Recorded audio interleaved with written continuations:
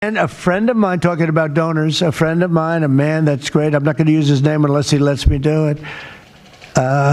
Susie can tell you about this, but he called us the other day and he said, I'd like to contribute any shortfall you have because of the Democrat shutdown.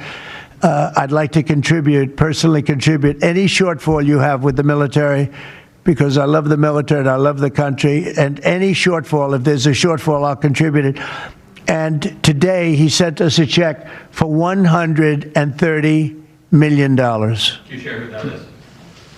I would love to tell you. He doesn't really want the recognition, if you want to know the truth. But he gave us a check for $130 million. And that's going to go to which was sort of a shortfall, yeah.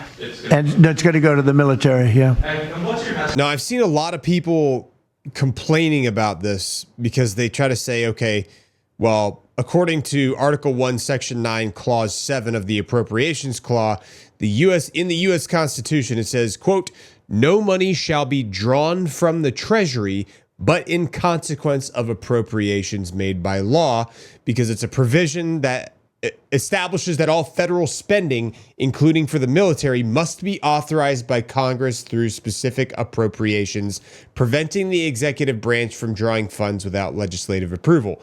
Now, what that means is that the president can't draw money from the Treasury unless it's authorized by Congress to pay the military. That doesn't mean that a private donor can't fund the military if they wanted to pay for it. That just means that the president can't draw from the Treasury unless it's been appropriated by Congress, just so that there's a clear, definitive difference and understanding. Because I've seen a lot of people saying that it's illegal for him to take donors' money to pay for the U.S. military because it wasn't appropriated by Congress. That's not what the law says. The law says that no money shall be drawn from the Treasury to pay for the military if it hasn't been appropriated by Congress. So hopefully now we all have a better understanding and we're all learning together.